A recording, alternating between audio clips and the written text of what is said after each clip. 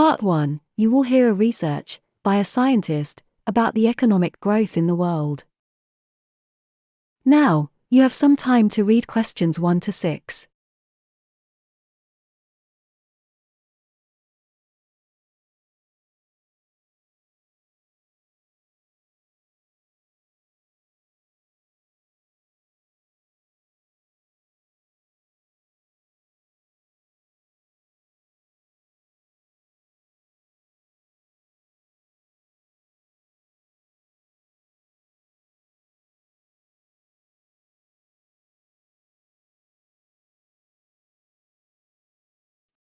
Now, listen carefully and answer questions 1 to 6. This is Mike Henry. Today I would like to say about my research regarding the economic growth over the world. So, there is no denying the fact that economic growth has improved the standard of living all over the world. However, growth in the global economy may mean different things to different people.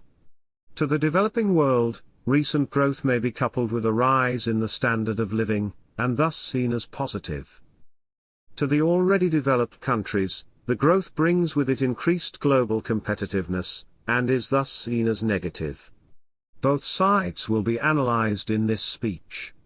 The lesson we get from this different perception towards the development of the global economy shall also be discussed.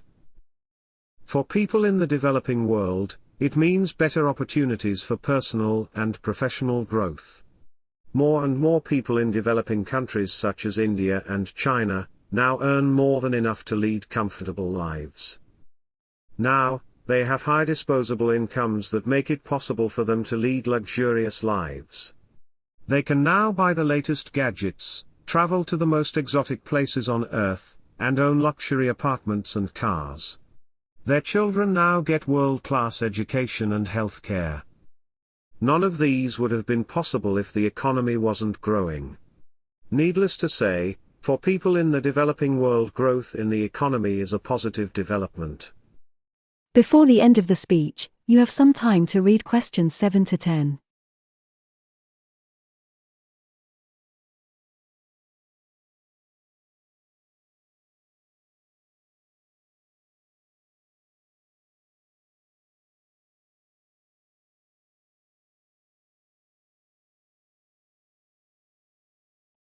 Now listen carefully and answer questions 7 to 10.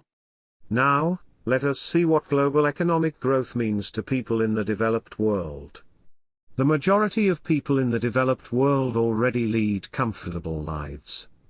They already possess disposable income, and the recent growth in the global economy hasn't really done anything to further improve their standard of living.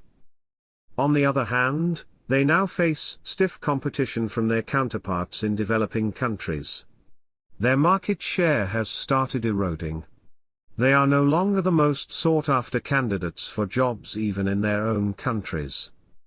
Worse still, more and more jobs now get outsourced to the developing world, where the cost of labor is low compared to that in the West.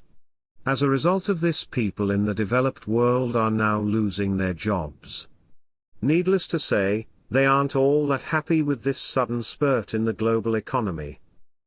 The lesson we learn is that the growth of the economy in the developing world should not hamper the economy of the people of the developed countries. The focus should be on raising the bottom without pulling down the top. Jobs and opportunities for the people of the developing countries should be generated within their countries, and not in the developed countries. Governments of developed countries should not lay off their people to give low-paid jobs to others. The facts given above should explain why researchers feel that people in developing countries are happier with the growth in the global economy than the people in the developed world. These viewpoints are not expected to change much into the foreseeable future unless some steps are taken. That is the end of Part 1. Part 2. Now, you are going to listen and information about a tourist place from a tour guide. First, you have some time to look at questions 11 and 12.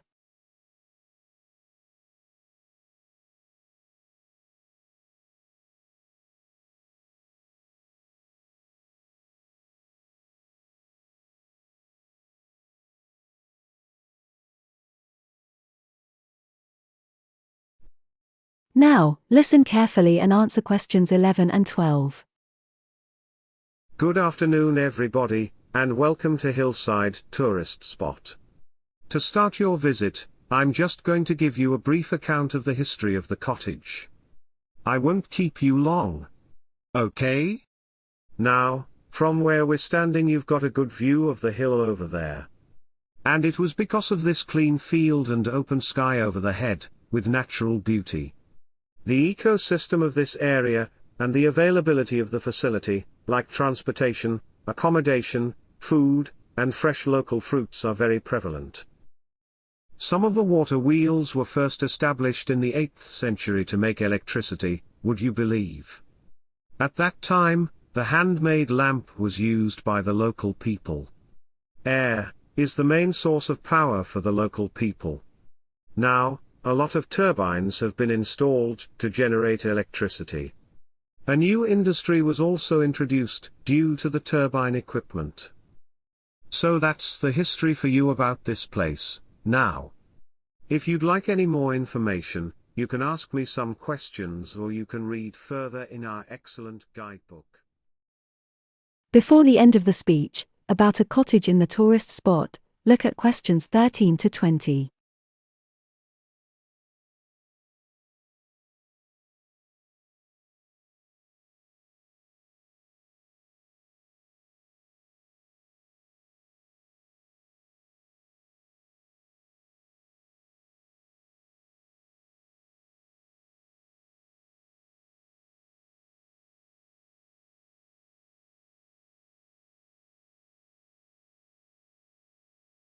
Now listen carefully and answer questions 13 and 20. Now, I'm going to give you a plan of the cottage, and I'd just like to point out where everything is, and then you can take a look at everything for yourself. I've already pointed out the hill, which is on the left. And of course, running along the bottom is Hillside Road, got it? Okay, now, we're standing at the entrance, see it at the bottom, and immediately to our right is the information booth. You won't need that because you've got your guide. In front of us is the car park, as you can see, and to the left, by the entry gate is the tea stall. That's where you can get tea, coffee, like this one here. Now, beyond the car park, all the buildings are arranged in a half circle with a yard in the middle. The big stone building at the top is the main building. Most of the tourists want to get the place, as you'll be able to see directly the natural beauty. Now, in the top right-hand corner, that building with bigger windows is the kitchen room, where all the foods, that were made using local ingredients, you will get all the time. In the top left corner is the gift shop, where you can get handicrafts, if you want. And on the other is the meeting room, which isn't an antique, you'll be pleased to know, though they do serve very nice old-fashioned furniture. The row of buildings, you can see on the left, just after the tea stall, is the swimming pool, then toilet, always good to know where they are. These were built for the visitors. Across the yard from them, on the other side, you can see the stables, where the horses were kept for the visitors as a part of the amusement. In the middle of the cottage, just between the car park and yard, is the office building of the cottage authority. If you'd like to come along, this way please, ladies and gentlemen. That is the end of part 2. Part 3. You will hear a journalist, John, asking his editor for advice about report writing. You now have times to read questions 21 to 27.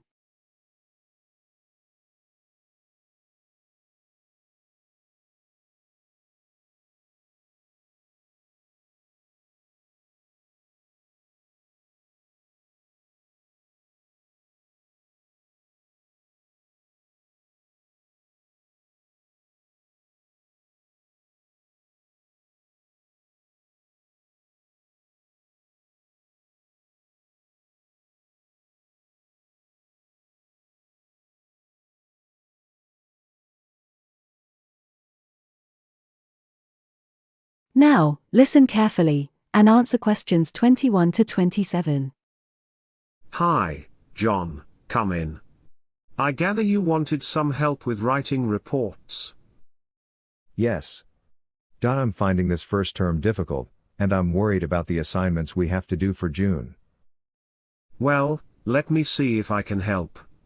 You shouldn't be scared about it, because report writing is a very straightforward process, really. What it involves is forming the information that you want to include.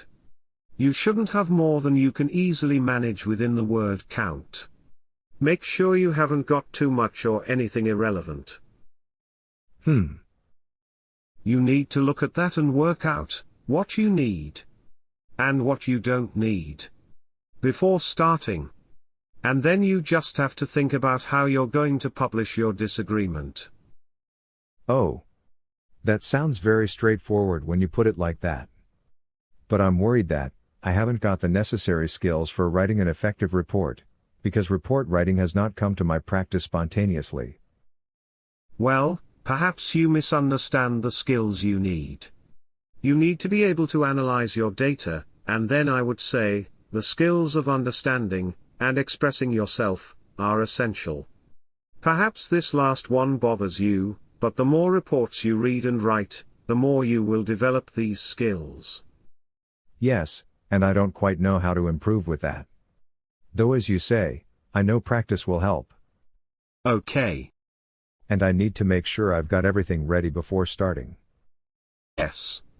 What is vital to good report writing is evidence. So, make sure you build in enough time to get the actual fact, with the supporting information you need. Are there any other sources I can use to help me with reports? Yes, you should go to the archive and look through the reference section, because there are reports that focus on the different situations they used in various report writing, and those will help you a lot. The other thing that you should consider is what happens when you've actually written your report. Too many people complete their work and hand it in. Whereas what you should be doing is making sure that you check it as thoroughly as possible. Oh. Yes. That's a good idea. Then I'd pick up any errors and also see if it reads rationally. Exactly. The other thing is again, what a lot of people do is get their reports back, look at the scripts, then just file them away. They don't realize that, if they checked it through and looked at what the reporter had written, then they can expand from their old reports. Yeah, I can see that's a good idea. So, is that okay? You can always come back to me. Before the end of the conversation, you now have some time to read the questions 28 to 30.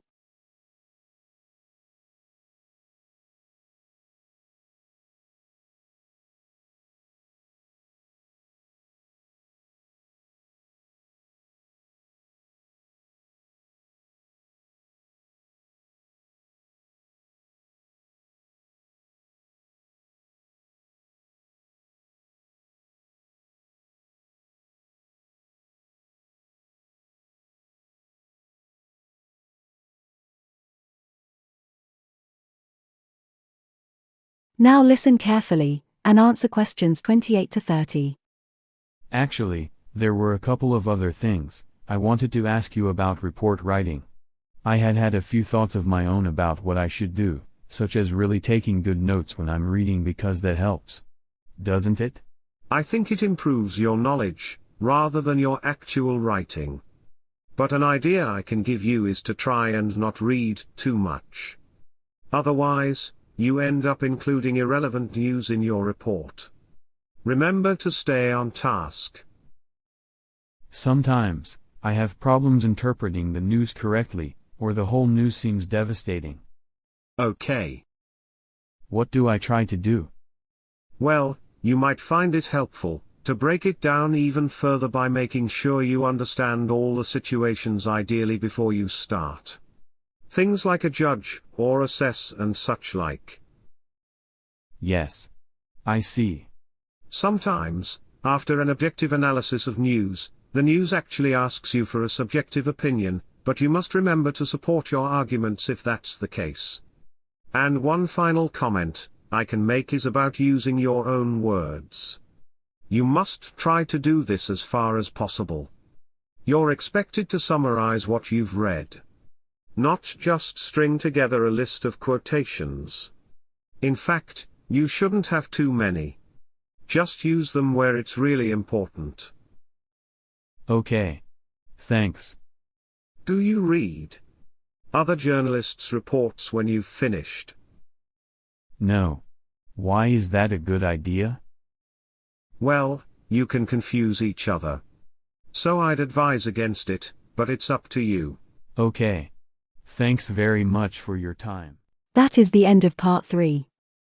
Part 4, you will hear a lecture discussing the reintroduction of the French forest.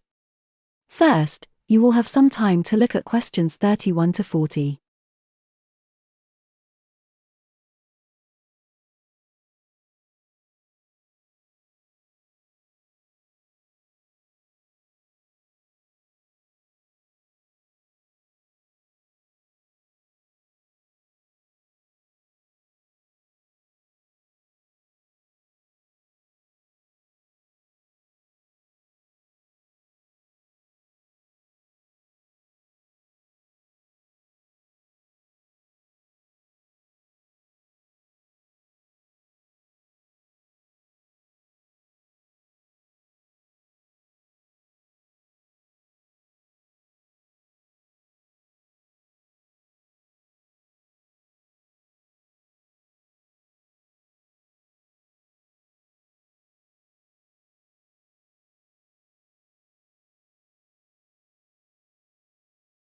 Listen carefully and answer questions 31 to 40.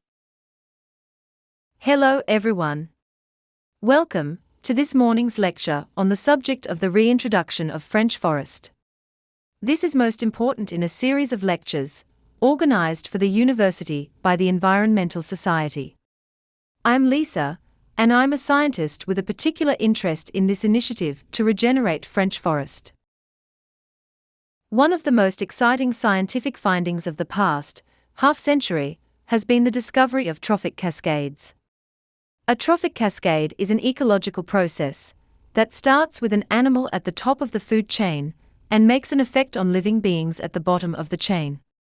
A classic example is what happened in the French forest in Australia, when jackal was reintroduced in 1945. Now, we all know that jackal kills various species of animals, but perhaps we're not aware that they also give life to many others. Before the jackal was reintroduced, they'd been absent for 100 years. The numbers of rabbits had increased in the French forest because there had been no bigger animals to hunt them. Those rabbits had reduced the vegetation there to almost nothing. They had just grazed it away, eaten it. But as soon as the jackal arrived, things started to change. First, of course, the jackal killed some of the rabbits, but that wasn't the major thing. Much more importantly, they changed the behavior of the rabbit.